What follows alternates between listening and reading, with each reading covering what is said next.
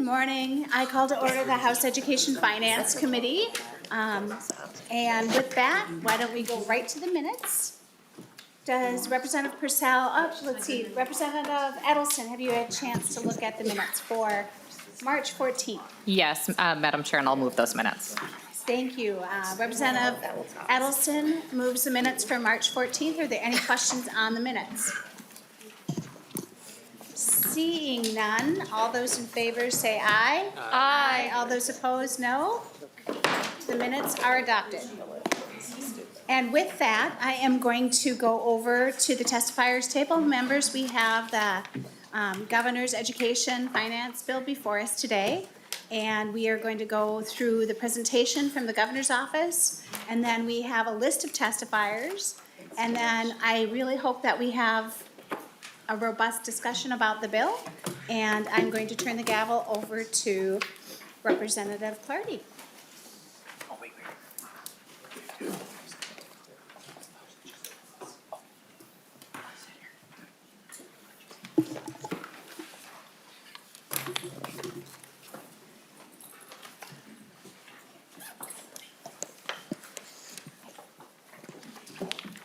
Thank you, Chair Youakim. Our next agenda item is House File 2497. Chair Youakim, would you like to move House File 2497 before the committee with the intention to lay over the bill for possible inclusion in the Ed Finance Bill? Yes, Madam Chair, that would be my intention. Great. You may begin your presentation. Awesome. As soon as I get to it. Here we go. Thank you, Chair Clardy, and thank you, Education Finance Committee members. Like I said, this is the Governor's Education Finance Bill. As many of you know, it's customary to hear the Governor and Lieutenant Governor's proposal for discussion. That is why we're here today. There are individual proposals in this bill that members have already brought forward to the committee or will be bringing forward. And there are pieces in this bill that will be considered for inclusion in our Education Finance Committee. I will have a variety of testifiers from MDE walk through the bill. Then we'll be taking testimony from folks that signed up. And then finally, I'll have what I hope is a robust discussion around the provisions in the bill. I'm looking for constructive feedback that our committee can take into consideration as we move forward. With that, I will turn it over to Chief of Staff from the Minnesota Department of Education, Stephanie Graff. Thank you. Thank you, Chair Youakim. Ms. Graff, will you please state your name for the record? Madam Chair, members of the committee, thank you for the opportunity again to come before the House Education Finance Committee to discuss the Governor's Education Budget Bill. My name is Stephanie Graff. I'm Chief of Staff for the Minnesota Department of Education. Next slide. As a reminder, it is always essential to center ourselves in Minnesota's 10 commitments to equity. We've included them here for your convenience, and I know that these are familiar because we've always grounded our presentations in these 10 commitments. Next slide. The Governor and Lieutenant Governor's education vision is laid out in the Due North Education Plan, which is centered on ensuring every child in Minnesota receives a high-quality education, no matter their race or zip code. This plan, and what we will discuss today, is focused on ensuring every single student in Minnesota receives a world-class education, that students learn in safe and nurturing environments, and that every student is taught by caring and qualified educators. We're also focused on expanding access for students of color and Indigenous students and students in greater Minnesota. Next slide. We believe that with this historic surplus, we have the opportunity to transform Minnesota's public education system and deliver the opportunities that our students so desperately deserve. As you know, the Governor proposes $6.9 billion to fund a range of initiatives. The initiatives include a focus on academic outcomes and academic excellence for all students across the state, early childhood efforts, making sure that we're giving our youngest children a great start, access to student and family engagement opportunities, making sure that we're meeting the mental health needs of our students, American Indian education, creating more welcoming teaching and learning environments, making sure again that our students are able to come to school every day and experience their education in safe and nurturing classroom environments. Reimagining the secondary school experience so that we are sure that we are providing students with opportunities that really truly prepare them for whatever comes after high school, whether that be college, career, and making sure that they're put on a path for success for life. supporting the educator workforce, particularly making sure that we're focused on efforts to make sure our teachers in front of our students every day reflect the diverse student populations that we serve, and also really leaning in and making sure that we're addressing the challenges that we continue to hear from our school communities related to educator workforce shortages. And then also making sure that we're increasing agency capacity for us at the Minnesota Department of Education to lead and guide, along with and in partnership with our school leaders and school communities across the state to serve students every single day. Next slide. While the presentation today will focus on some selected topics, this slide is a reminder of the many highlights that you will find in the bill in front of you that we won't be touching upon in the presentation, but certainly we have a team here that stand ready to answer any questions that you might have on other areas that we won't dive into today in the presentation. Next slide. Today, the team will focus on 6 items in more detail. First, we'll start with our BOLD literacy plan, a comprehensive approach to enhancing our students' literacy outcomes. Then we'll talk a little bit more about Compass and multi-tiered systems of supports, really leaning into making sure that we're providing evidence-based approaches and resources to meet the diverse needs of all students. We'll talk about career and technical education access and grant opportunities that are included in the governor's budget. Paid student teaching, making sure that we're providing on-the-job paid training for our teachers during their 12-week student teaching period. And lastly, a new Office of Inspector General that we're proposing for the Minnesota Department of Education. We'll briefly touch on teacher mentoring, targeted special education funding, and audit and internal control enhancements at MDE as well. With me today, we have a fantastic team. We have Assistant Commissioners Bobby Burnham, Angela Mansfield, and Darren Cordy to present on some of these targeted topics. And then we also have other staff here, including our finance staff, if there are any further questions. And with that, I'll hand it over to Assistant Commissioner Bobby Burnham. Thank you, Stephanie Graff. Please state your name for the record. Thank you, Madam Chair, committee members. My name is Bobby Burnham, and I serve as the Assistant Commissioner for the Office of Teaching and Learning at the Department of Education. The first proposal I will talk about today is our BOLD, Birth Through Grade 12 Plan for Literacy Achievement. BOLD seeks to have every child reading at or above grade level no later than the end of 3rd grade every year, beginning in kindergarten. The goal of BOLD is to increase access to effective literacy experiences for all students with a focus on those most underserved by ensuring school leaders and educators are trained in and implement evidence-based structured literacy practices, effectively implement and measure instructional practices through a multi-tiered system of support, utilize data literacy to inform instruction, educator development, and resource deployment and policy, and employ intentional family and community engagement strategies. Included in this proposal is the redirection or the use of the literacy incentive aid to implement comprehensive literacy reform efforts based on the components in the revised BOLD legislation, offer free training opportunities through the establishment of regional training networks, and build coaching capacity through an MDE partnership with the Minnesota Service Cooperatives. These regional networks will provide quality, job-embedded professional learning and coaching on structured literacy practices to educators, school leaders, and site-based coaches. We propose to expand the literacy lab model, which is a partnership with institutions of higher ed and teacher candidates who will offer tutoring to students not reading at grade level while building their education practice. Improve the data collection and reporting system that will include dyslexia screening in kindergarten through grade 3 data and pre-kindergarten data. Provide continued financial supports to state library services to expand their work on early literacy development in community and school libraries. This would involve training staff on evidence-based early literacy practices in both public libraries as well as school libraries. And excuse me, and then financial support to some key partners, Reach Out and Read, Minnesota Reading Corps in the Bridge to Read program, and our Parent to Child Plus program. Next slide. The Minnesota Multi-Tiered Systems of Support Encompass proposal, this is to support the development and implementation of the Minnesota MTSS framework and the collaborative Minnesota Partnerships to Advance Student Success Compass School Improvement Model.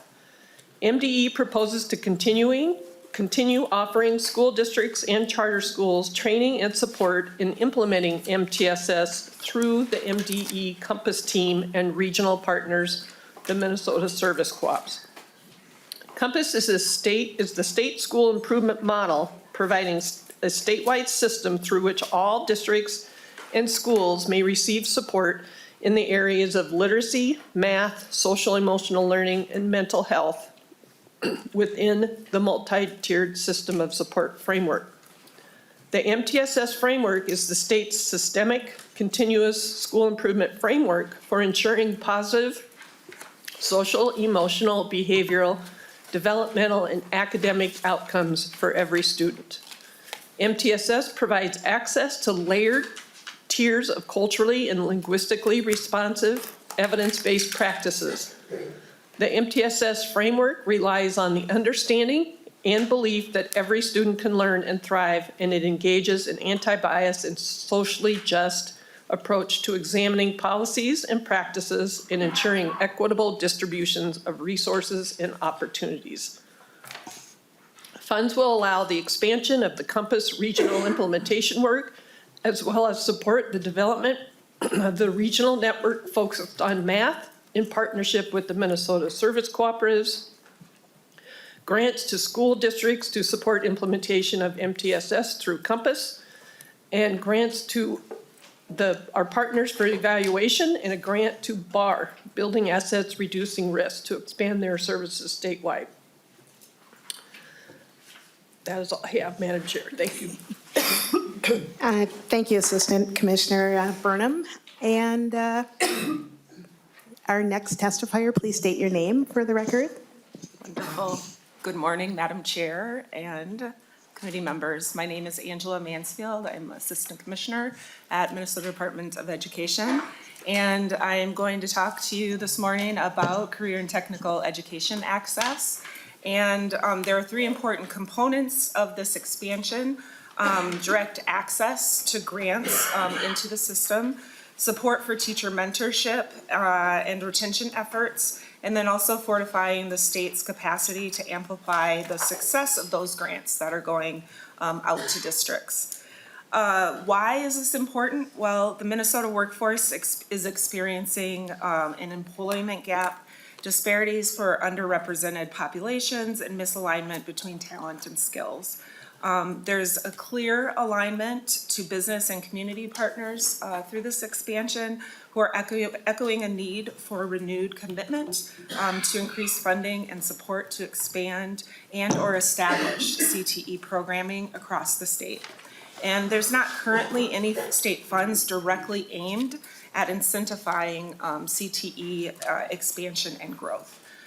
So for students who complete CTE programming, they're more than likely to be employed in the region that programming was completed. They're more confident, they're more familiar, they have that real life world work experience, and they gain that experience, that network, and real industry work. This also improves equitable access to different career pathways for them and sustainable wages throughout that longevity of their commitment for their families. Some numbers to consider while you're looking at this. In Minnesota, we have 338 districts of our 520 plus that currently have programs, so we have a lot of space there for expansion. And those programs exist. We have a lot of room for health sciences in the service occupation, and there's room for growth in what that is. And then also we have combined female and male 202,000 students that are enrolled currently in CTE programming across the state. Also a lot of room to improve that.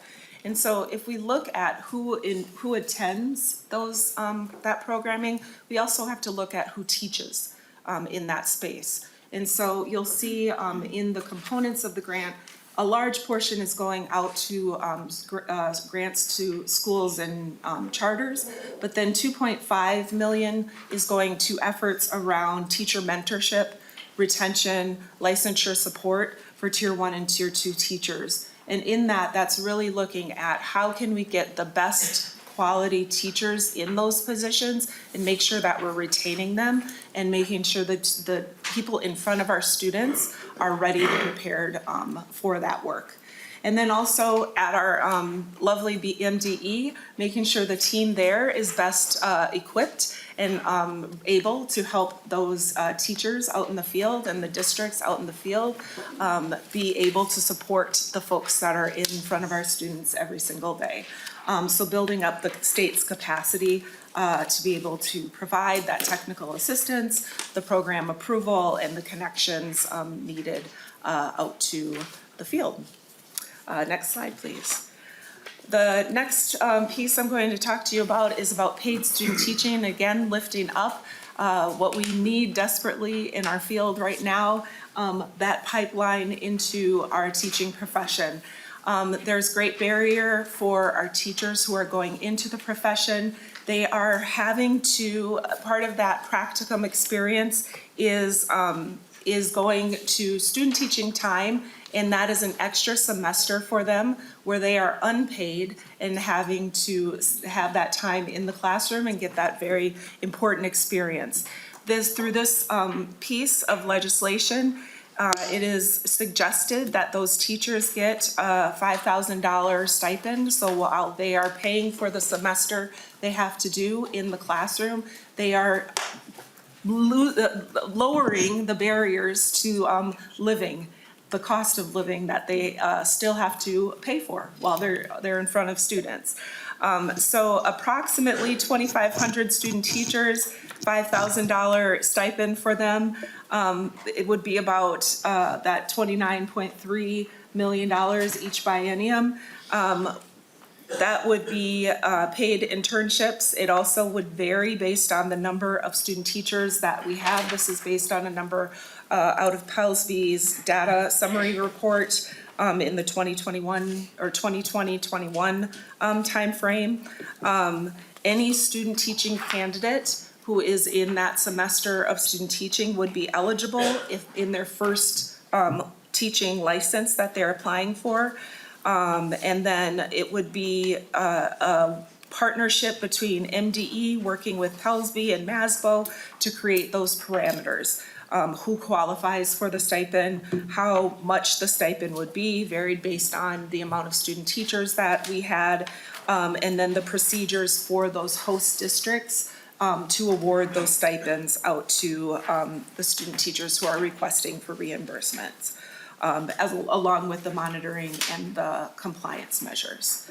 And I believe that would be it, and I will pass it over to my partner.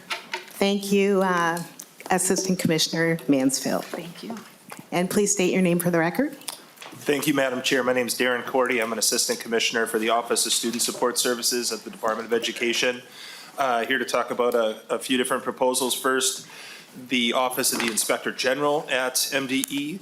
Under our current state laws and regulations, MDE has very limited ability to investigate fraud, waste, or misuse of public dollars.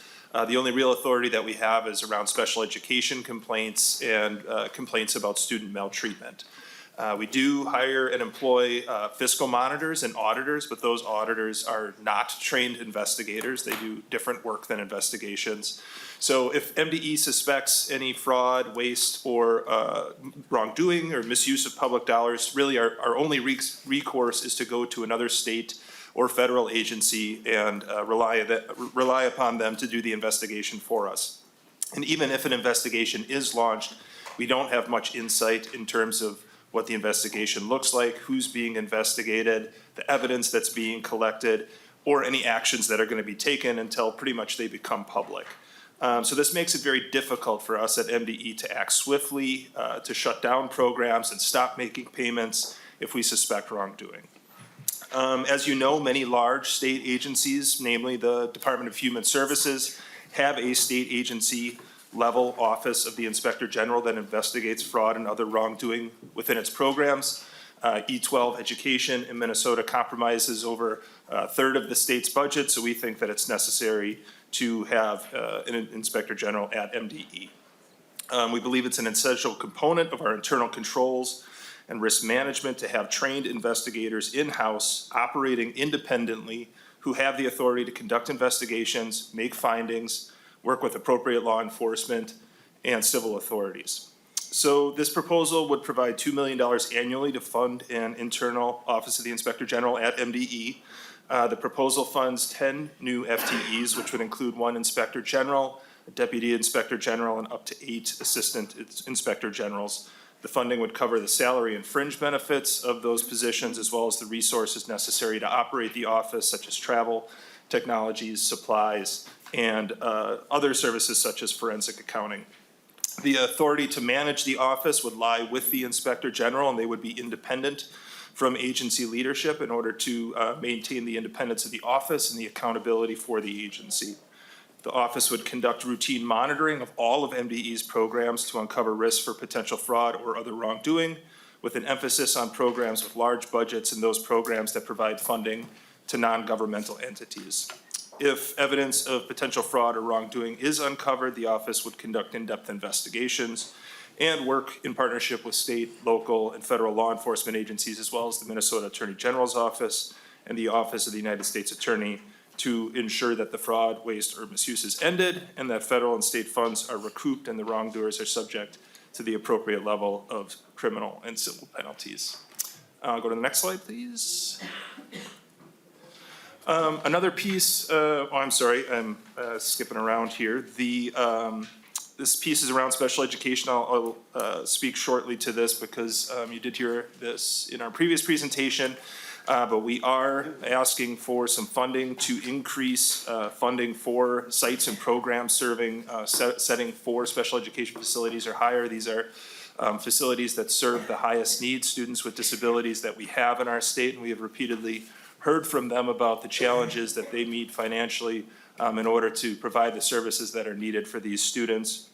So this would provide some additional funding at a per pupil formula level to those students who are being served in a federal special education setting 4 or higher. Another piece is around extending funding for special education services until students reach age 22. We believe that this is something the state needs to do to be in compliance with federal regulations. Recently, several federal courts of appeals have held that students need to be offered special education services until they turn age 22 unless those services are being cut off for other students in the state. And since we offer adult basic education in the state, those courts have held that essentially we would not be in compliance with federal regulations if this is challenged in court, and it is being challenged in court. So this would provide special education services until the day a student turns age 22 as opposed to the end of the school year in which they turn 21, which is how our current statute works. The funding here would cover the additional cost of special education services for those students, and since they would continue to be full-time students and operate or generate ADM, that it would also cover the general education expenses for those students. And I believe our last slide has another piece around around program integrity and ensuring that we're doing what we can to make sure that we're being accountable as a state agency for the funding that we administer. There are several state laws and best practices that are set forth requiring audits, internal controls, and internal auditing functions with over 325 school districts, 184 charter schools, 4 intermediate districts, and several other cooperative units that we serve and that serve students. There's over 500 LEAs that should be audited on a regular basis. However, under our current capacity, we have 3 full-time equivalent employees that complete an average of about 29 audits per year over the last fiscal years. So if you average that out, that means that schools and school districts and charter schools are only audited about once every 20 years on average. With the increased funding The increased funding for school finance audit activities would enhance financial accountability by increasing the number of audits each year and reducing the average length of time between audits, improving the mix of audits to include a more proportional representation of LEAs, and expand the scope of the audits to include a wider range of data. And then the last piece is around statewide teacher mentoring. As you heard Assistant Commissioner Mansfield talked about, we have several proposals around increasing teacher quality and increasing the pool of teachers that are out there, but we also want to make sure that teachers that are entering the field remain in the field and continue to learn and become high quality as they move along. So we're proposing $9.94 million one time to expand our teacher mentoring program, to improve the experiences of early career teachers, to teachers that are new to buildings, and Indigenous teachers and teachers of color, so that they remain in the profession as professional educators. We are currently doing some of this work already under federal American Recovery Plan funds, but those expire in September of 2024, so we'd like to continue this work with state-funded grants to regional partners, grants to districts, and contracts with national content experts to develop a teacher induction model. And I believe that is the last of our slides. Great. Thank you, Assistant Commissioner Corte. Rep. Creech, I see you have a question. Would you, we have a lot of testifiers. Could you hold on to it until we get into that I part of the can. I discussion? do have one specifically to the last two slides, so however you'd like to do it, Madam Chair. So we'll come back to testimonies, or we'll come back to questions after testimonies. So, thank you. Our next piece is public testimony, and we've asked public testifiers to limit their comments to 2 minutes per person. I'm going to just announce the first three, and the first one up will be Laura Mogelson, and then next on deck would be Susan Thompson, and then Josh Donham. So if you're all welcome to come up to the table. And Ms. Mogelson, will you please state your name for the record before you begin? My name is Laura Mogelson, and I'm from the Minnesota Association of Colleges of Teacher Education. Chair Clardy and members of the committee, we're testifying today to share our strong support for the provision in House File 2497 that provides funds to pay student teachers. There is no debate about the value and necessity of the student teaching experience. Student teaching allows a teacher candidate to synthesize the learning from their teacher prep program, connect theory to practice, and hone the complex skill set needed to be a successful teacher. New teachers regularly report student teaching as the most valuable learning in their preparation. The unpaid student teaching model favors those with more resources. This can be an excluding factor for people with a low-income background, which in turn contributes to the lack of diversity in our teacher workforce. During their full-time, unpaid student teaching, candidates often need to find additional part-time work to make ends meet. Candidates also report food and housing insecurities during this time. This creates significant stress that impacts their learning and their teaching. Research demonstrates that the quality of the student teaching experience significantly impacts the effectiveness of new teachers. When teacher candidates are holding down multiple jobs and struggling with their well-being, their professional development and future effectiveness are negatively impacted.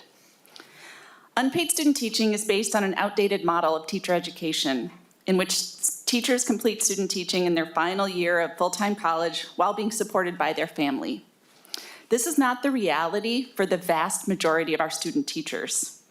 3 months of unpaid work undervalues the teaching profession as a whole and signals to many teachers that they are expected to suffer to enter this profession. Removing the barrier of unpaid student teaching will help us to solve the teacher shortage as well, while opening up the teaching profession to a more diverse candidate pool. We urge you to support the funding of paid student teaching in House File 2497. Thank you. Thank you, Ms. Mogelson.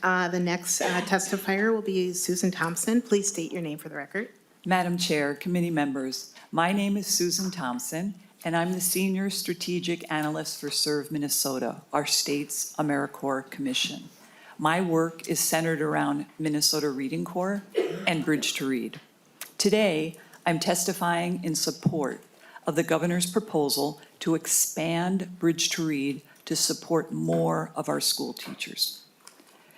Bridge to Read is a set of instructional tools along with coaching to support teachers. Bridge to Read provides explicit, systematic reading instruction on foundational reading skills for students in kindergarten through third grade. Bridge to Read materials give teachers a bridge to transfer their professional knowledge about reading into actual evidence-based classroom instruction. Bridge to Read is not a curriculum, but it's a set of tools that complements the reading curriculum that is already in place at schools.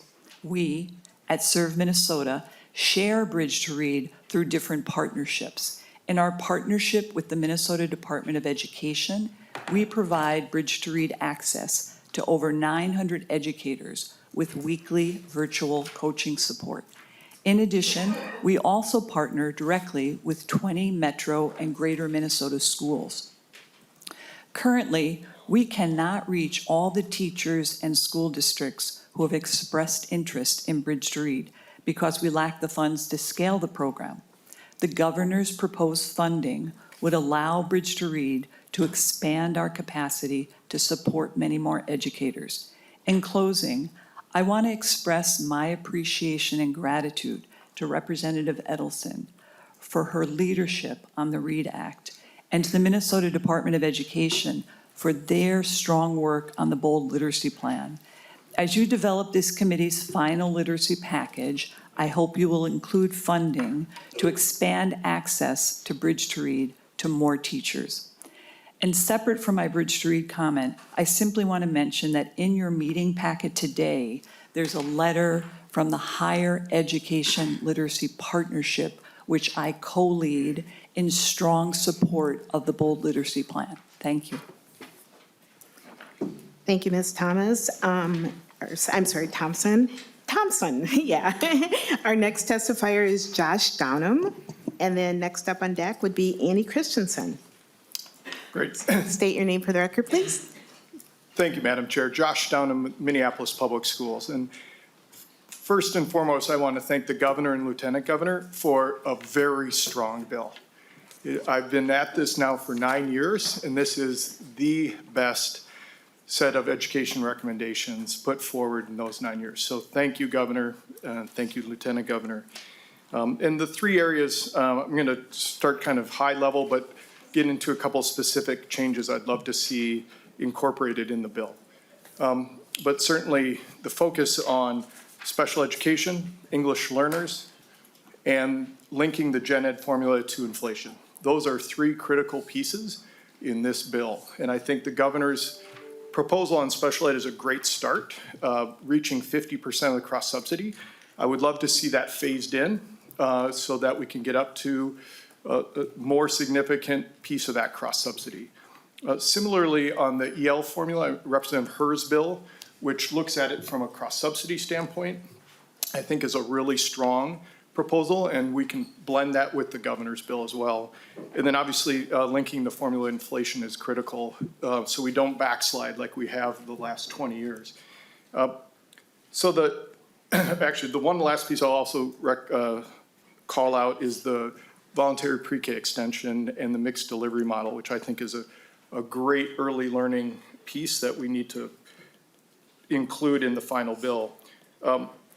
Two specific changes I would love to see in Article 4, Section 3, they include foster care transportation as a reimbursable expense, which I think is a great piece. We would love to see homeless highly mobile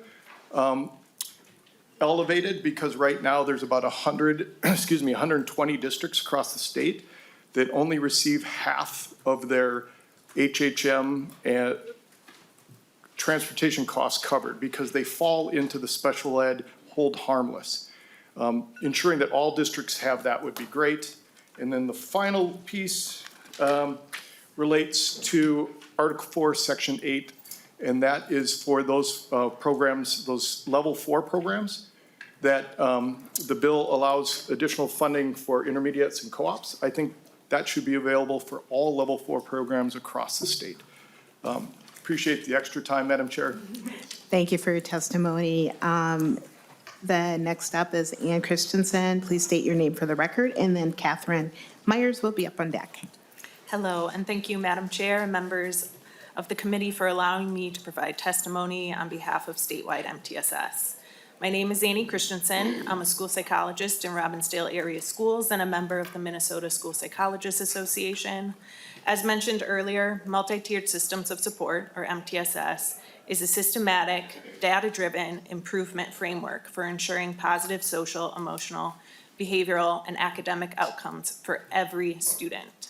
Wisconsin focused its energy toward MTSS. As a result, they observed significant academic growth and reductions in behavioral issues, as well as gains in administrative and instructional time. It's also important to acknowledge the long-term fiscal benefits for society if we invest in MTSS. By proactively contributing to student achievement now, we can reduce the number of social resources these students may need later in life. Additionally, we could prevent a child from needing special education services, as well as better identify students with disabilities if we have the infrastructure in place to identify skill deficits and provide the individualized targeted support to reduce those gaps. Our current system is unsustainable. We are under-resourced and understaffed, requiring us to prioritize students based on the intensity of their needs. Every student deserves attention and care, but too often I must choose between my students. Rarely do I support students with academic skill building, even though 63% of my students aren't meeting reading standards and 86.4% aren't meeting math standards. Rather, I spend days helping students meet their basic needs by helping them with their self-regulation. I consult with families whose child is experiencing a mental health emergency. I complete suicide risk assessments and threat assessments, hoping that I don't lose a student. We can't intervene our way out of this. However, we can strategically allocate resources to expand capacity to sustainably implement MTSS. We can do this with your consideration of the provision in House File 2497 in support of statewide MTSS. Thank you. Thank you for your testimony. Next up, Catherine Myers, and then Jeremy Kovash. Please state your name for the record. Madam Chair and members, my name is Catherine Myers. I'm a former high school English teacher, the daughter of a teacher, the spouse of a teacher, and the mother of a teacher. I'm also the co-executive director of Live More, Screen Less. On behalf of Minnesota students and educators, thank you for this comprehensive bill supporting our students and teachers. For the past 4 years, Live More, Screen Less has had conversations with educators and students across the state.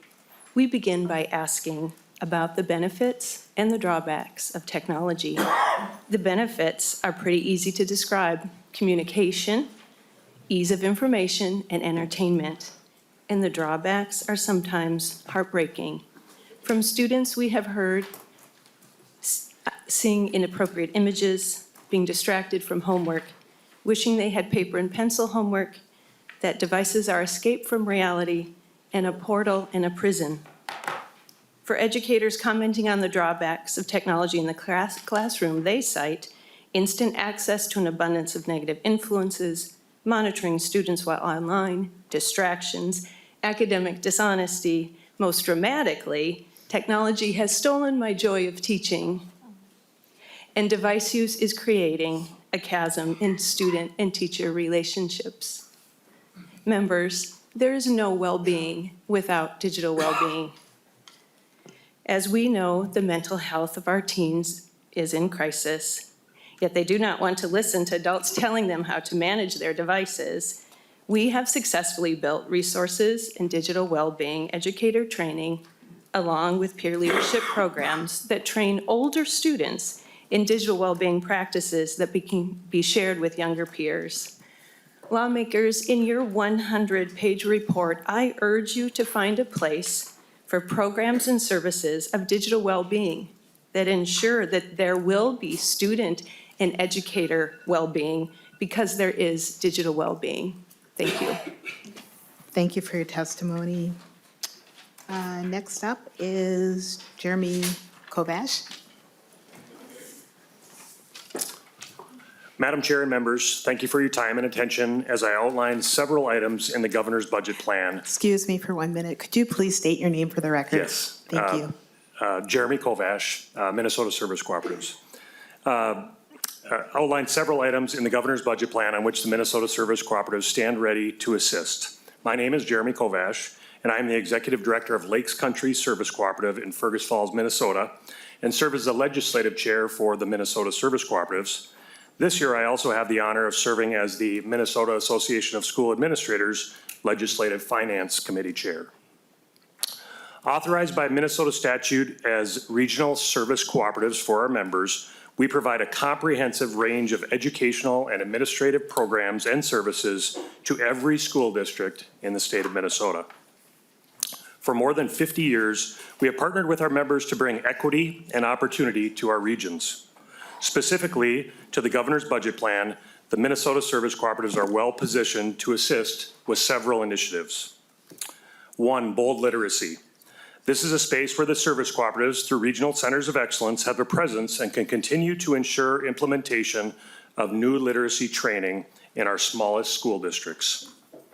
Two, MTSS.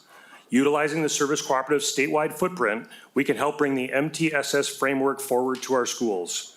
To guide and support continuous improvement in districts and schools, the MTSS framework describes the elements of an effective educational system designed to ensure the positive social, emotional, behavioral, developmental, and academic outcomes for every student. Three, CTE expansion. While the governor has one-time funding included, we're also hoping the committee will take a closer look at our CTE consortia grants as we look to broaden their reach, which are found in House File 2042. Four, expansion of rigorous coursework funds. We could expand graduate tuition offerings for concurrent enrollment teachers with these funds, building on the existing concurrent enrollment partnership and the 18 online program. Five, proposed expansion of Grow Your Own programs, paid student teaching and mentoring to assist teachers and school systems to increase diversity and opportunities for new staff, including service cooperatives and other educational cooperatives as named partners. Six, special education separate sites and programs. Building on previous one-time grants for Setting 4 programs, these funds will support needed mental health services at our cooperative Setting 4 programs, supporting our highest needs students and staff who serve them. We'd also like to give the committee and Representative Purcell thanks for hearing our facilities bill on cooperative facilities earlier in the session as well, House File 1457. And if you could finish up. Got it. Thank you. In closing, the Minnesota Service Cooperatives stand ready to fulfill the needs of Minnesota schools and assist the state with high quality, much needed regional delivery of services. Thank you, Madam Chair. Thanks for your testimony. Our next testimony is virtual, and it should be Seth Putz. Seth, could you please state your name for the record? Yep, Madam Chair and members, I'm Seth Putz, Building and Grounds Director for Lake of the Woods Public School. Greetings from the walleye capital of the world. I'm speaking on behalf of the Minnesota Educational Facilities Management Professionals Association, also known as MASMAS, which is a group of over 700 individuals working in facilities, grounds, health, and safety operations for Minnesota K through 12 and higher education. We are committed to promoting excellence in the operation and care of educational facilities. We support eliminating the fund gap for deferred maintenance revenue between the alternative facility districts and those with capped amounts of long-term facility maintenance revenue, or LTFMR. That funding gap is $406 per pupil today and slated to grow to $495 per pupil by fiscal year 2025 if nothing changes. We know closing this gap is a tall order to do in one state budget cycle, but we're pleased to see a modest increase in the governor's education plan found in HF 2497. The $110,000 per district increase for the 299 LTFM schools is appreciated, And for Lake of the Woods School, that would mean a great deal for a school district in a small community with a declining enrollment. We also appreciate the inclusion of roofs, parking lot, and sidewalk repairs in the health and safety program. This will greatly assist us with our 10-year facility plans and staying current on these projects. Taken together along with the other deferred maintenance, debt service equalization, and safe school bills, forward progress can be made this session. Thank you for your time and consideration of our perspectives today. Great, thanks for your testimony. Next up is Matt Shaver.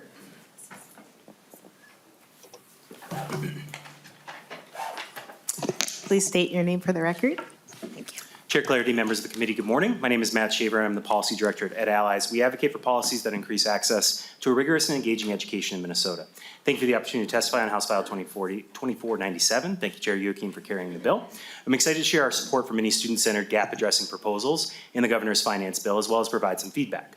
We strongly support the proposals in bold literacy and want to thank the Department of Education and the governor for choosing to be pretty bold in working to address the unacceptable outcomes and disparities we see with reading in this state. Teachers deserve training and resources and evidence-based practices for how students learn best to read and how best to teach children to read. We also support establishing uses for literacy incentive aids starting on line 36.3 to put guardrails around its usage that are aligned to best practices. At a structural level, it likely isn't a good idea to be generating and distributing school funding based on standardized assessment scores. Literacy incentive aid is the one component of our school funding apparatus that does just that, and counterintuitively provides less money per pupil for school districts, struggling to teach students to read, making it more difficult to improve those outcomes. Making lasting and sustainable improvements to reading instruction in Minnesota means we should utilize this annual $45 million literacy appropriation effectively. Establishing uses is just one half of that coin. We encourage decision makers to rethink how we generate and distribute this funding so we can use it as a lever to ensure all students have access to strong literacy instruction.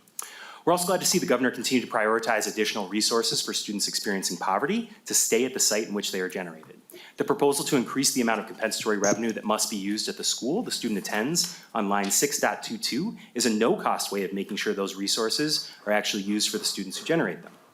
We also support funding alternatives to exclusionary practices, discipline practices on lines 50.7, which will make these shifts well-resourced reforms rather than just policy changes. We do see a missed opportunity to fund high-dosage tutoring to address missed learning due to the pandemic and help students catch up. Competitive tutoring grants would provide students additional supports and ensure that access to tutoring would not continue to be mostly privatized and inaccessible to many students. Finally, we want to highlight the proposal to provide funding to expand access to rigorous coursework for underrepresented students on line 45.23. We want to push on this idea by proposing the establishment of automatic enrollment policies similar to Washington State as a way to maximize this investment. Thank you for the opportunity to testify today, Chair Clarity, and thank you all for your public service to our state. Thank you. Thanks for your testimony. Our next testifier is remote, and it's Jason Berg. Thank you, Madam Chair and members of the committee. My name is Jason Berg, and I'm the Superintendent of Schools for Farmington Area Public Schools. As I look at House File 2497, I'm reminded that the last major change in our education system came well over 125 years ago when schools were organized by age, ability, and subject. We cannot ignore this organizational structure was designed around efficiency in a time when the future was very predictable. We have made some incremental changes since then, but nothing of significance. The last 3 years have shown us that the future is anything but that. When we look at things like ChatGPT, the exponential change that we are experiencing is only going to accelerate. We need a system that is agile enough to respond to these changes. I believe the personalized competency-based education piece of this bill opens the door for systematic change needed to excellently serve each learner based on their uniqueness. We hear a lot about innovation in education, but innovation does not improve on current practice or best practice. It makes a break, it takes a leap, and sets an entirely new course. Innovation is about culture and unleashing our staff to think differently around learning design. The culture of innovation is developing mindsets, processes, and tools that support staff in bringing ideas to practice. The compliance-based model from over 125 years ago still runs deep in our current system. Districts must be provided the opportunity to continue to improve on what has worked while simultaneously investigating better, more engaging ways to serve each learner. If we truly want to impact positive change, we need to provide staff time and opportunities to think differently. Redesigning the learning experience through the lens of competency-based personalized learning provides a mechanism for that. Farmington Area Public Schools was part of the original innovation pilot project with Spring Lake Park in 2012. The original idea was to allow districts to move beyond traditional educational practices and develop truly innovative learning plans specific to the needs of the learners within our district, identify barriers to learning design, and work with the commissioner of the Department of Education to mitigate those barriers. Even though the how of both districts look different, focuses on the same elements of learning design: high quality instruction for each learner and personalized learning supports for each learner. These two focal points led both districts to the same endpoint, a competency-based approach. I think we would all acknowledge that the skills such as time management, workflow management, self-advocacy, and creative critical thinking are essential if our learners are going to create their own successful futures. We need a learning design structure supported by MDE and statute that elevates these attributes and dispositions. Thank you for your testimony. If you could just finish. Yep. I can finish in 3 seconds. Yep, the competency-based personalized portion of this bill will allow districts to take the necessary steps to engage in that design if they want to. If we truly want to impact systematic change, it needs to start with the learner, and competency-based learning does just that. Thank you. Thank you. Our next testifier is Marcy Dowd, and then after her would be Mark Jansen. Thank you, Madam Chair. My name is Marcy Dowd, and I'm the Superintendent of Intermediate School District 287. We serve 11 member districts in the West Metro. And today I'm speaking in recommendation of Article 4, Section 8, Special Education, Separate Sites and Programs Aid. This additional aid is critical to our students in Federal Setting 4 programs, not only in cooperatives and intermediates, but also traditional school districts. One of our programs is a Fed Setting 4. We serve students in kindergarten to age 21. And that means that our students are in a separate school away from general education peers. For a student to be placed in a Federal Setting 4 program, it means that they need more support than what their school or district was able to provide. And because our rules require least restrictive environment, we know that less special education services were not effective to meet the students' needs. The narrative that the Minnesota Department of Education provided indicated that our per pupil costs are more, and some people may say, why? It's because of our staffing ratio. And so our students express themselves both physically and they can cause self-harm as well as harm to others. And so our ratios are much different. We also provide significant mental health services. Some students need therapy throughout the day. So we need social workers, psychologists at a different level than a traditional district. And we also have students that are complex. They may have a neurological disorder, mental health need, physical need, and nursing services all in one and throughout the day. And so the staffing support is significant. The second most expensive thing is that all of our students need some sort of assistive technology to access their educational materials. Assistive technology could be anything from a visual to an augmentative communication device. And lastly, if you notice your gas prices, transportation, special transportation is significant. And so, especially if you are out state, to get to a Federal Setting 4 program would be very costly. Prior to becoming an intermediate, superintendent of an intermediate district, I was assistant director of special education. And I just want to acknowledge and thank Governor Walz and his team for right sizing the inequity of special education funding in intermediates. Thank you. Thanks for your testimony. Mark Johnson, please state your name for the record. Jansen, I'm sorry. So good morning, Madam Chair and members of the Educational Finance Committee. My name is Mark Jansen, and I'm the Regional Director of the Northwest Metro Region of the Minnesota Association of Alternative Programs. I am also the principal of Knights Academy ALP and STMA Online Schools, both located in St. Michael, part of the STMA School District. The Minnesota Association of Alternative Programs is an organization that advocates for, supports, and promotes alternative learning programs in Minnesota. We have over 800 members from over 300 alternative learning programs around our state. Our programs strive to meet the needs of nearly 150,000 Minnesota students who experience difficulty in traditional classrooms and receive alternative educational services. Funding for alternative programs has lagged in recent years, as all education funding has. We strongly support the governor's proposal to increase general education formula by spending 6% over fiscal year 24-25. We also support the governor's proposal to allocate $50 million for a one-time grant program to improve building security and cybersecurity. Many of our students are from vulnerable populations, and this funding could allow us to improve our facilities and keep our students secure. Additionally, as you consider a biennial educational budget, we have two asks. We ask that you consider reinstating the extended time revenue to 1.5 ADM, or average daily membership, to fund school districts, charter schools, and other educational entities for at-risk students outside the traditional school year schedule. Our students often need more time and attention than students in traditional schooling. As a result, we have additional funding needs.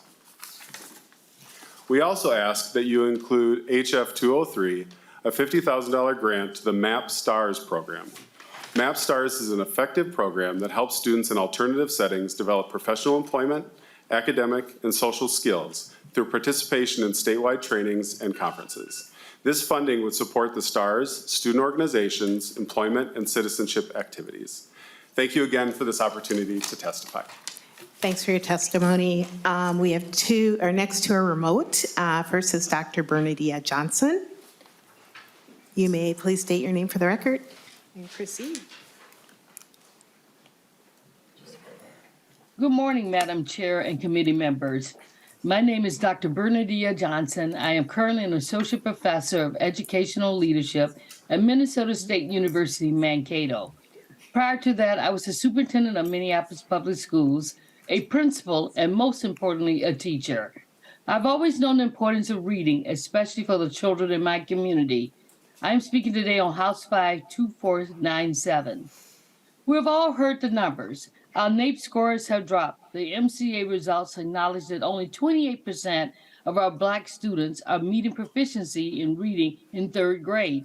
I think we can all acknowledge there's a problem. Actually, probably a number of problems. But what the Bold Literacy Plan stands to do is provide a clear pathway and resources to ensure students will learn to read so they can then read to learn.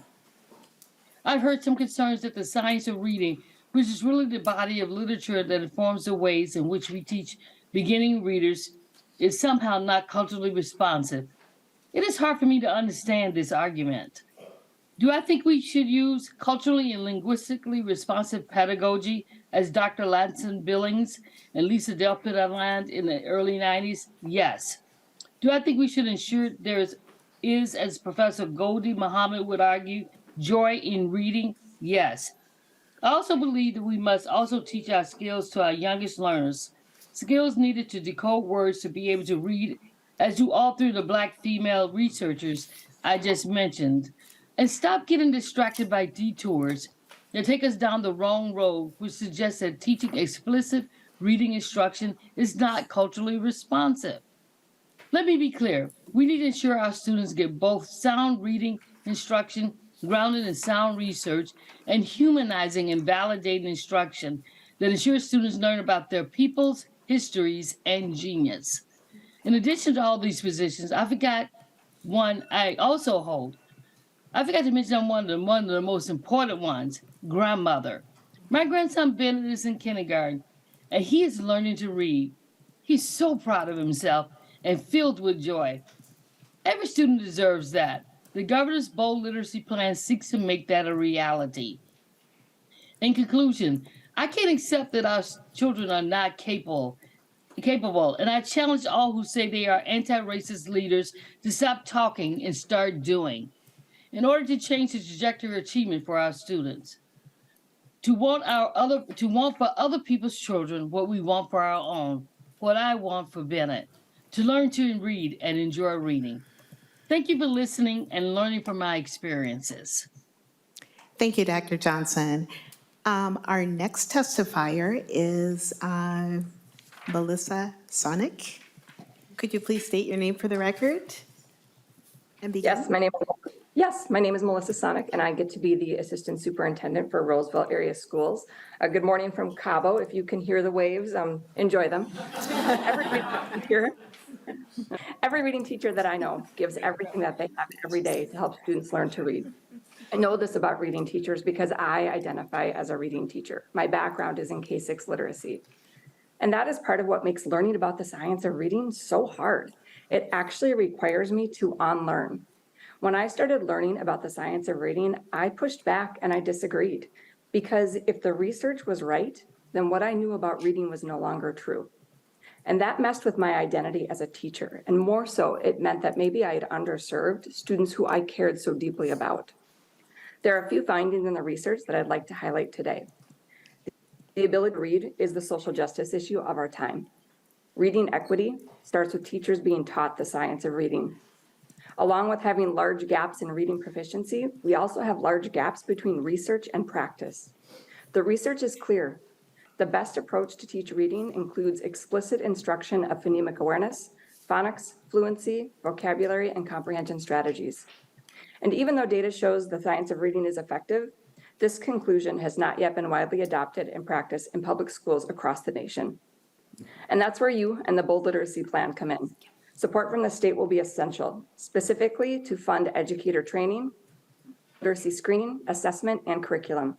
We need to allocate the funds needed so all educators across the state of Minnesota can access the science of reading. My hope and dream is that if we do, instead of 50% of students reading proficiently at the end of 3rd grade, 95% of our students will be proficient readers. And if anyone can make that happen, it is the leaders sitting in this room today. There's a lot of kids out there counting on us to get it right. Thank you. Thanks for your testimony. And our final testimony today will be from Eric Olson. Please state your name for the record and begin. Thank you, Madam Chair and fellow representatives. My name is Eric Olson. I'm the proud superintendent of Monticello Public Schools. Today I'm speaking in behalf of continued and increased support of MTSS, Multiple Tiered Systems of Support. In Monticello School District, we have long been proud of our clearly defined why. Every kid, every day. That's been our creed, our reason for showing up every day, a well-intentioned goal of meeting the needs of every student in each of our buildings each day. For years, we've strived for this. I'd like to think we often hit the mark, but there's no question we've missed it too. And each time we evaluated our reasons for missing the mark, we came back to a pretty simple conclusion. We had our why, but where was our clearly defined how for getting there? We've had different forms of multiple tiered systems of support in our buildings for about 15 years, but there was no uniformity, no common language, and truly not even a unified understanding of what high-quality MTSS framework really was. Without funding or personnel, our ability to implement and operate an MTSS plan with fidelity was limited to non-existent. We were doing so many of the things we needed to be doing, but little was connected throughout our district. We were tackling problems individually rather than through systematic solutions, wasting time, energy, and resources chasing our tail instead of getting in front of the problems at last. When we began to access the Minnesota MTSS program back this past year, bringing in personnel and funds to truly implement an umbrella system across our district, we began to see immediate impacts. This programming has become our how, providing a stable foundation for us to continue to achieve our what and our why. Educational excellence for every kid, every day. Through MTSS, we have had the opportunity to collaborate with 11 other school districts. We have developed connections and partnerships with MDE staff members who have been instrumental in moving us forward. And we have established MTSS framework that we're fully confident will stand the test of time. We have structures for student interventions. We have more clearly identified handbooks and guidebooks, and we have support for our educators like we have never before had. I'd like to thank the leadership of Gene Duffy and MDE Compass Cohort leadership team at the state level. The continued funding for building systems of support for our children across the district is going to be imperative as the state continues its effort to support the specific academic and social emotional needs of all children. Thank you. Sorry for the extra time there. Thanks for your testimony, Mr. Olson. As we move to questions for House File 2497, I'd like to invite MDE back up to the table for some questions. And then also, just so everyone knows, we do have permission to go past 12 o'clock, so we will have a hearty discussion. Our first question, our first person that signed up is Lead Krisha. You can move me to the end. Representative Sensormura. Yeah, thank you. My question is, actually what was just addressed in the last testimony, the multi-tiered systems of support. I guess I have two questions about this. One is I'm still trying to get a sense of where the funding for this goes. I think we just heard from a superintendent that talked about how great it was going, and so generally anything that schools are telling me is working, I'm inclined to fund. But I still would love to just get a better sense of, is this staff at MDE to support this? Is it building staff that is doing, kind of creating these systems? Where does the funding for it go? And then a question, this actually might be for Chair Youakim. It sounds like there's some overlap and similarities with a bill that you brought for the Bar Center. Can you kind of talk about, are these two programs complementary? Are they different approaches? So two questions. Thank you. Assistant Commissioner Burnham, you may begin. Madam Chair, thank you for the question. It's a little bit of both. So the current funding that's supporting the MTSS work right now was through our ARPA funds. So we have basically one staff member on loan from us, from a service co-op who is leading and managing the multi-tiered systems of support work through Compass right now. And what this proposal does is expand that work across the state. We also used ARPA funds to provide grants to districts. And with those grants, they use it in multiple ways, because multi-tiered systems of support focuses on multiple layers, not only of instruction, but assessment and data literacy, family and community engagement, and just looking at the services being provided to meet the needs of all the learners. So the current proposal is an expansion of those grants, as well as an expansion of the partnership we have with the Minnesota Service Cooperatives to have more staff focused in those regions on the implementation of MTSS, as well as the establishment of a math network similar to what we're proposing for a literacy network. So there's money in this Compass MTSS proposal currently to focus on math in addition to the literacy work that we're doing in partnership with the regional service cooperatives. Thank you, Assistant Commissioner. Rep. Yeah, I'm wondering if Chair Youakim could answer the second part of the question about how does this, is it complement, does it overlap with the Bar Center bill that you had? Chair Youakim. Thank you, Madam Chair, and thank you, Representative Sensormura, for asking about that. The Bar Center focuses on some more of the training within the schools, very specific with the data dive. The MTSS is a framework that all our districts can use to do some of that same work, but really focusing on literacy, math, community engagement with the parents, and it's the fourth one that I always forget. I'm a big fan, you think I'd have this memorized. Mental health. So it's social emotional learning, mental health, working with our families, and then also the math and the literacy. So it's a framework districts can use to kind of figure out and get help through the cooperatives on how to connect all those pieces within the schools instead of reinventing the wheel every single time. And then the Bar Center can come in and work with them individually to help with like the teacher training and to look at the specifics of their individual students. So it kind of complements each other. Thank you, Chair Youakim. Is there a follow-up? Yeah, so could the, I guess maybe this is for the MDE staff, could the funding for MTSS go towards partnering with Bar Center? Executive Director. Thank you, Madam Chair. New So title. we also have $2 million in our Compass MTSS proposal to support BAR.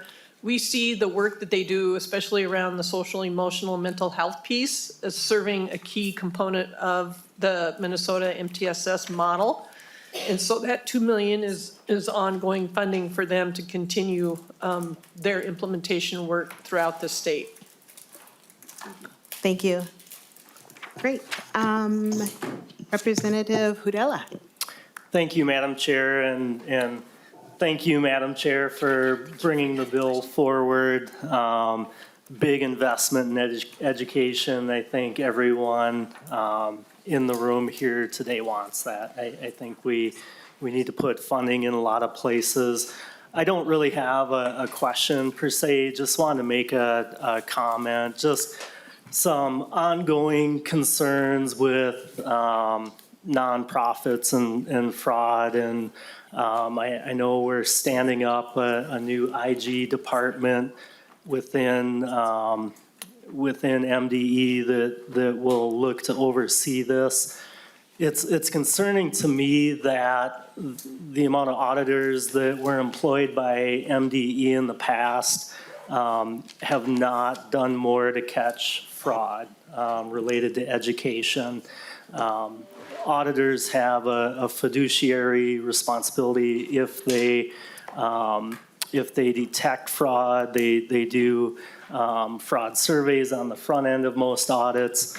It's just surprising that we didn't get more into the Feeding Our Future scandal as far as detection, and I'm concerned that 10 new FTEs kind of under that same umbrella isn't going to have a big impact. And part of that is, as we've gone through committee the last couple months, and I've pointed out just a couple of them, there's still a number of nonprofits out there that are potentially receiving taxpayer appropriations, yet there's some major issues within those groups as far as tax filings that aren't correct, tax violations as far as not having their employee identification numbers, going along with donation mechanisms on their website, and a whole host of other things. So I would just encourage the department to police that up within those organizations, and I really look forward to, before this omnibus comes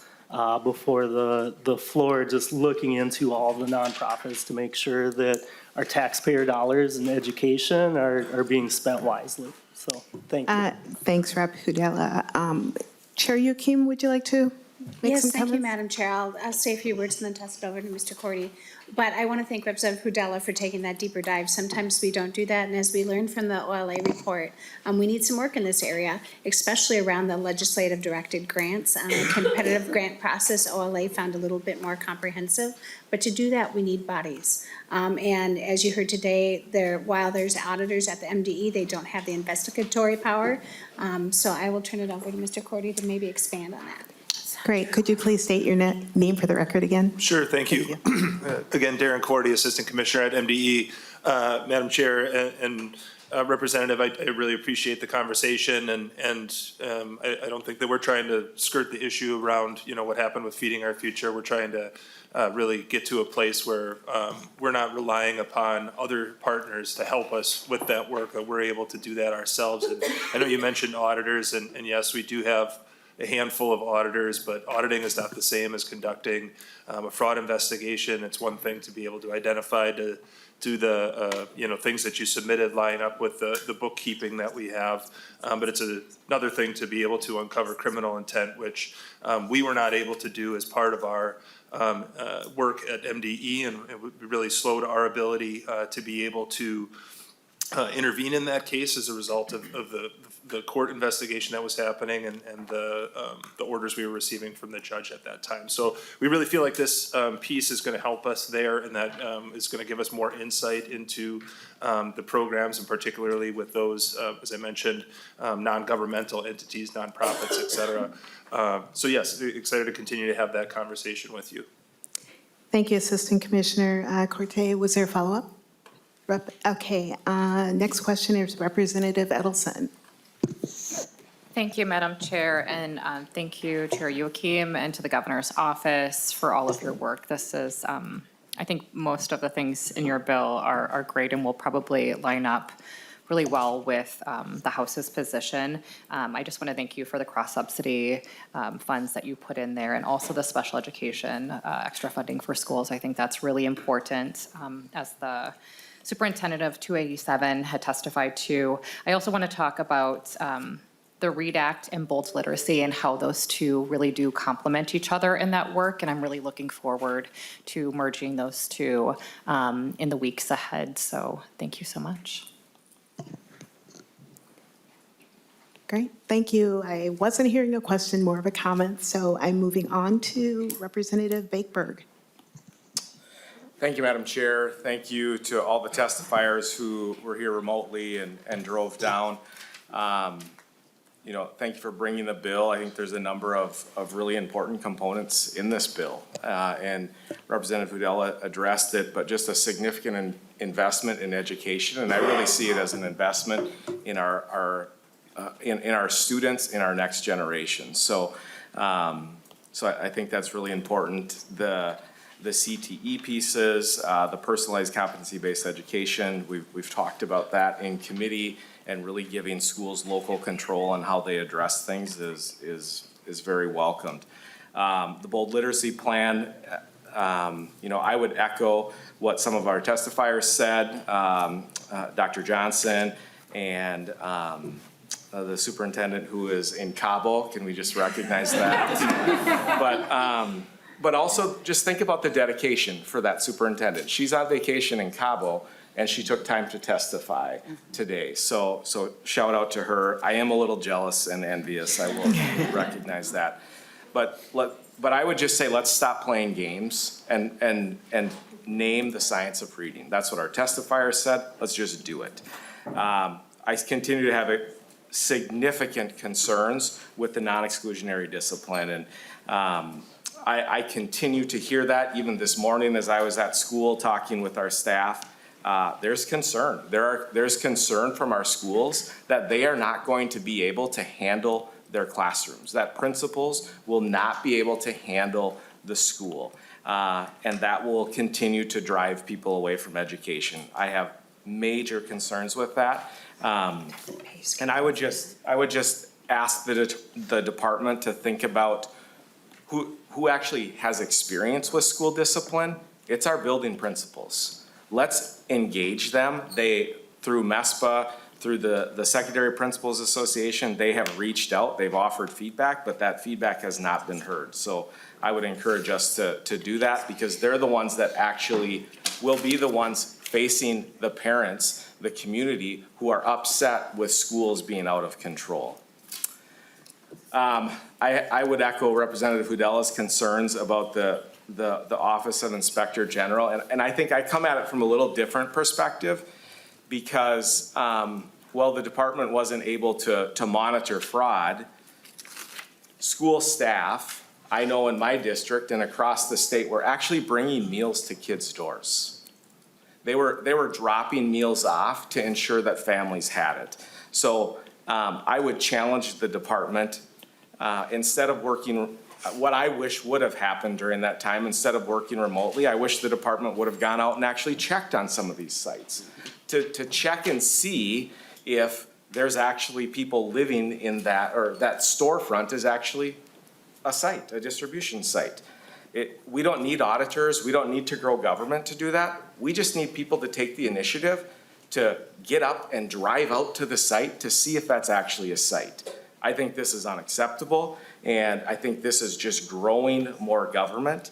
And that's really the largest concern. And Dr. Foucault, who I worked with, is over here. We were both district assessment coordinators early in our career. And there was a joke that actually came from the Department of Education, and it started, they would start our district assessment coordinator meetings with, "We're the department and we're here to help." And everyone would chuckle and laugh, but that was almost 20 years ago, and that mentality hasn't changed. And I would just highlight Superintendent Berg's testimony when he talked about personalized competency-based education. Look at what happened when we got out of the way as government and we said to local school districts, have at it. Have the freedom to innovate, to get creative, because they came up with things that were fantastic for their schools, fantastic for their kids, fantastic for their communities. So let's get out of the way and let's have less mandates and let's let our local schools do what they do best, innovate at the local level. Thank you, Madam Chair. Thank you, Rep. Bakeberg. Chair Youakim, did you want to comment? Oh, no, just I wanted to thank Representative Bakeberg for his time in schools and all our members around the table that have spent time in schools, because their experience really is invaluable. And I look forward to us doing some really good work in building on what the governor's budget is here. I'm very excited about the CTE CTE opportunity is what I should say. And just touch base a little bit more on, I know there's some concerns still around non-exclusionary discipline, but we also have accountability to our students. And I do want flexibility for our school systems as well. And I've toured the Farmington schools and the competency-based education, which I think is unique, and they've started some good things down there. But we also want to make sure that we have accountability to our individual students that may not fit into that system. And there's possibilities within the structure right now to be able to do that. I worry about some things that I hear, like, I think Farmington was the one that testified that said they were doing credit-bearing classes before school when there was no transportation that was available to all students. So we also have a responsibility here at the legislature to make sure all of our kids have their needs met. And I think part of that and part of what's going to help also, and it was actually just some scientific research that was just talked about on NPR this morning when it comes to universal meals, when it comes to meeting our students' mental health issues, when it comes to meeting their specific needs. Those will go very far and very long way to helping address some of the issues we're seeing in behavior in our districts. So I think it's a yes and I think when we're asking MDE to do investigative work and they don't have investigators, that is important to hire those as well. So look forward to a more comprehensive discussion around the Office of Inspector General and how that can be structured to make sure that, as Representative Hudella said, that our non-governmental entities that are getting money are doing what they're supposed to.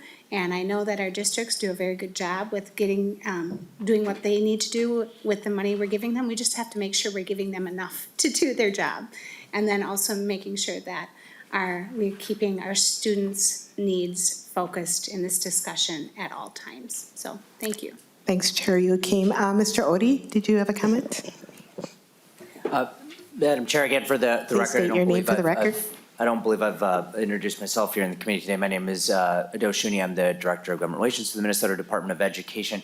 And I just wanted to provide a little bit of context for some of the comments and questions earlier, well taken from Representative Bakeberg around engagement for our non-exclusionary discipline proposals.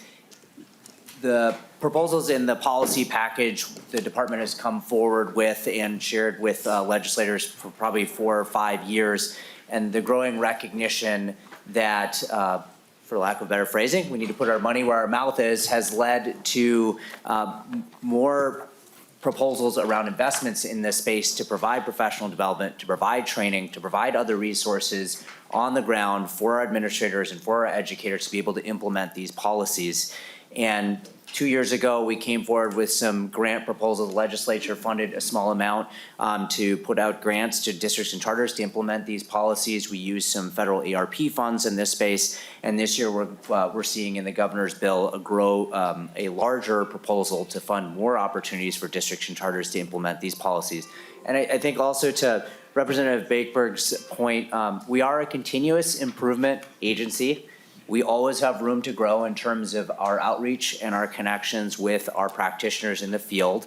And we've heard loud and clear from legislators, from chairs of, please start connecting more and more on these policies with our administrators, with our educators. We have been engaging with practitioners through the principals organization, through the teachers organization, had some roundtables. Those are not just one and done. These are continuous conversations should these policies and funding opportunities go through that we continue to want to engage in. Again, continuous improvement organization. I think one of the great things that we've seen in this session that we haven't seen in prior sessions is I think there's more engagement in some of our proposals, which are now allowing us to delve deeper into some of these proposals that have been on the table for a couple of years, which then kind of shines a light on, hey, we have some work to do, especially when it comes to engaging with practitioners. So that's very well taken. I think, Representative Della, to your point around the resources at the department, I think Chair Youakim added to that. I appreciate that around our ability to make sure that the taxpayers' funds are implemented, especially with our grantees, whether they be LEAs or nonprofits,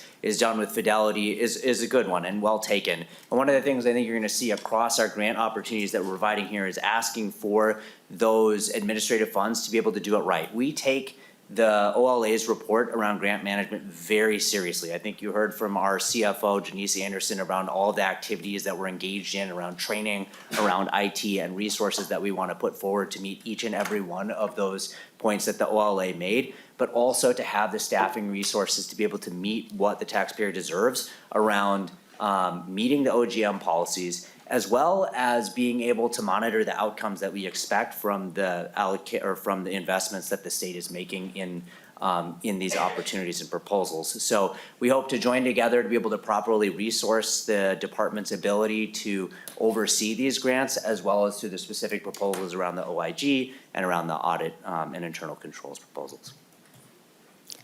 Thank you, Mr. Oni. Our next question is Representative Anderson. I'll pass since we're running out of time. We do have permission to go over 12 or past 12 o'clock. So if you'd like to ask your question, go ahead. All right, sorry.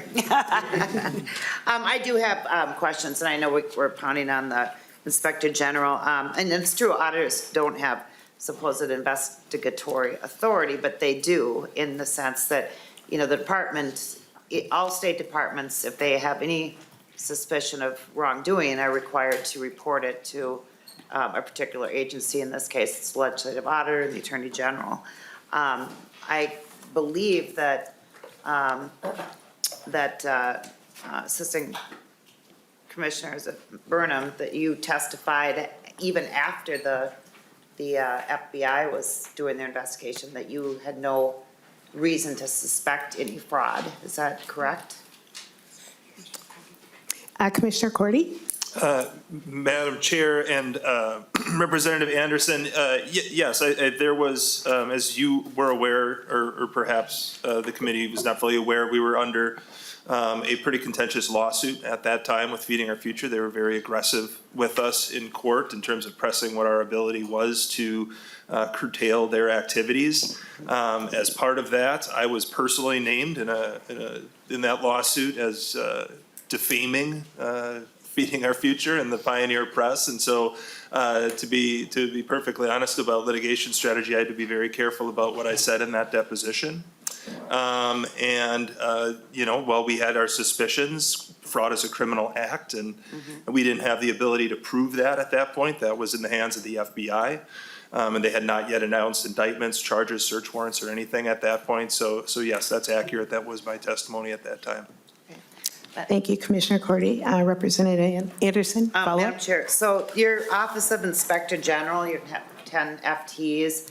What, do you have a plan for that? Is that going to group essentially going to be looking at all the nonprofit and outside groups, grants, results, projects? I guess what's the plan? Sure. Madam Chair, Representative Anderson, Commissioner yes. Cordy? I'm sorry. That's a great question. The office would certainly, I think our goal would be to get an experienced person who has worked in that type of environment before and help us provide and build up that office. But certainly it would be taking a look at all of our education programs, both state and federal, that we administer. Our focus would be on some of those more high dollar programs, but then as you mentioned, those that we deal with non-governmental entities. It's worth pointing out that in the nutrition issues that we had, and no piece or part of that were schools involved at all. They did a fantastic job during the pandemic, as well did a number of perfectly legitimate and hardworking nonprofits that were out there as well, so helping us kind of separate. Those two will certainly be part of it. And I'm glad that you mentioned efficiencies as well, too. That is certainly a role of the Inspector General at some of our other state departments, as well as the U.S. Department of Education. So we would expect that as they're looking at how programs are administered and is there fraud and misuse, that they'd also be able to help us identify some efficiencies as well in terms of how we operate programs and potentially create some cost savings within our programs. Thank you. Representative Anderson, follow up? Okay, great. We also have a question from Representative Ream. Thank you, Madam Chair. And it's more of a comment than a question, but really excited to see that the student teacher stipend is included in this governor's proposal. I think it's really important. And I believe we had a testifier, Laura Mogelson, who spoke to that. I think if we want to make sure that we have enough teachers, and in a very tight labor market that we're in right now, we really need to make sure that, when they're student teaching, they get paid for that, I don't know of any other job where you work and don't get paid. So really excited to see that, and that was my comment. Thank you so much. Thank you, Representative Ream. Two more questions, and that's Representative Censor-Mira and then Representative Kresha. So Thank Representative Censor-Mira. Thank you. Mine is more of a comment as well, and I'll try to keep it brief. So I think there's a lot of really important conversations going on right now about reading, as we all know. But something that I like to highlight within the debate is that I think half of the literacy debate is often left out, which is about writing. So I went and I did a Control F find of how many times writing was mentioned in this verse, how many times reading. So writing was mentioned 11 times versus reading was mentioned 96 times. I was happy to see some mention of writing. Before I came to the legislature, I worked at for an organization that was focused specifically on supporting students with developing their writing skills. And something that we talked about was reading provides young people with access to other people's words, other people's truths, but writing provides young people power. It's the power to tell your own story, to tell your own narrative. And there's lots of research that shows that in our schools, students are just not getting any time to write. Students, I think starting in grade 3, are supposed to get 30 minutes a day for writing. They get nowhere near that amount of time. So I think as we continue the important conversations around literacy, trying to support districts in increasing our really abysmal literacy scores, I do think we need to think about, are students getting time? Are they getting access to writing instruction? I would like to see, in the district literacy plans, there's no mention of asking districts to have any kind of plan for teaching writing or providing students with writing instruction. That's something I would like to see added. I was encouraged to see that on page 45 in the rigorous coursework section, there is the possibility within that funding to go towards creating writing centers at schools to ensure that students are able to have, college level writing skills. But I think that that's something that we need to be continuing to invest in. Thank you. Thank you, Representative Censor-Mira. And our final question is to Lead Kresha. Thank you, Madam Chair, and thank you, Madam Chair, for carrying the bill, and for Commissioner and Mr. Oni for being here, Deputy Commissioner. Just a couple, there's a lot of great things in here to be talking about, a lot of conversations, and that's where we start with to get to solutions. So I fully acknowledge that. Obviously, I know we have a lack of time, but I do want to, and I'm not going to rehash the comments, I do want to circle back just quickly to why the feeding our futures and the fraud piece is so important. And Commissioner Cordy, I absolutely understand the stress and everything that must have been behind the scenes and all that. I've been in my own situations with those, and they're difficult with organizations. But I can't, it did happen, and I have to say this. This is the piece that I think we're waiting to see so that we can communicate, and that is in all the layers of bureaucracy that exist and all the layers of government, we have yet to see the responsibility and remorse from any individuals. Coming and actually just taking ownership and say, this happened, and we feel horrible about it. In my company, we have the put the badge on the table moment, whereas the sheriff puts the badge on the table and says, if I don't fix this, here's my badge and I'm walking away. I understand the protections and I understand behind the scenes and working with the governor's office to make sure all this happens. But frankly, the biggest thing that we've lost in this is a breakdown of trust and confidence. And I think that has permeated down through the governor's office, through the previous commissioners. And it's rebuilding that trust and, looking for somebody to come in and say, it's not just that we're gonna have 10 new positions, it's the culture's going to change. That when somebody sees this, it can rise to the top and we can stop this, and that somebody won't lose their job over it, or somebody's afraid to bring this. That's what we're looking for, is personal accountability and responsibility that's celebrated to say, this was wrong. You're right, some people knew about this. Some people had warning signs. I know the people that work at the department, and when you know your job well, you know what signs to look for. My concern and what I'm looking for is, how did that not get permeated fast enough to where action could have been taken? I don't know, and I'm not blaming, I'm just saying, in the absence of information, what we do as humans, we fill those voids with our own ideas. And I wanna make sure that I understand truly what cultural changes will happen, so that if the solution is new procedures, new people, and new processes, they have new roles, responsibility, and they have a new understanding that we're not gonna allow this to happen again, because it did erode the trust and erode the confidence. And the hard part of that is, and I know this has taken up a lot of oxygen and time in all the committees, but because that lack of confidence and trust exists, everything else is suspect. And that makes all those other harder conversations harder. And Chair Youakim, you have a very difficult job of putting your bill forward with all the things. And the overshadowing of this is, and I'll just ask it this way, because here's the question is, yeah, this is great, the governor's put all these, but is he really serious? Because all these other confidence and trust pieces are still in place. So just throwing that out, that's what people are looking for. Words matter, but actions are louder. So, and I believe that we have a new commissioner. I've met him. I believe he's sincere. I believe he has some great ideas, and I'm hoping to see that start to build some of the confidence as well. So I'll just leave it there. You have a huge job in front of you.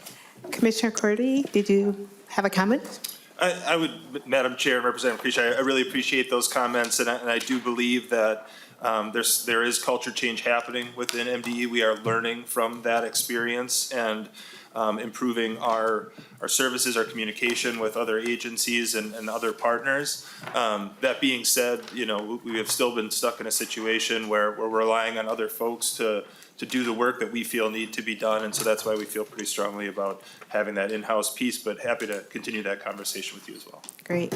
Lead Krisha, follow-up? Chair Youakim, would you like to speak? Any final words on House File 2497? Chair Clardy, thank you, and it's okay to call me Representative while I'm up here. That's why I hand over the gavel to you. Members, thank you for your questions and the discussion. I welcome continued conversation with the items in this bill. You may see more of them moving forward that we might not have had individual bills on. We have an opportunity this year to make a historic investment in our Minnesota schools. We can make sure that our schools' learning environment works for all students, and their schools have the tools that they need to meet students where they're at. Many of the proposals in the governor's bill, along with the bills our committee is hearing and will continue to hear, help provide stability for our schools, support for our students, and provide opportunities for our students so that they're successful far into the future. Thank you, members, for your time and attention, and look forward to the good work we're going to do together. Thank you, Chair Thanks, Chair Youakim. With that, the chair lays over House File 2497 for possible inclusion in the Education Finance Bill. And thanks for your hard work today. We are adjourned, and we're adjourned until noon. I'm sorry, we're adjourned at noon. 12:15.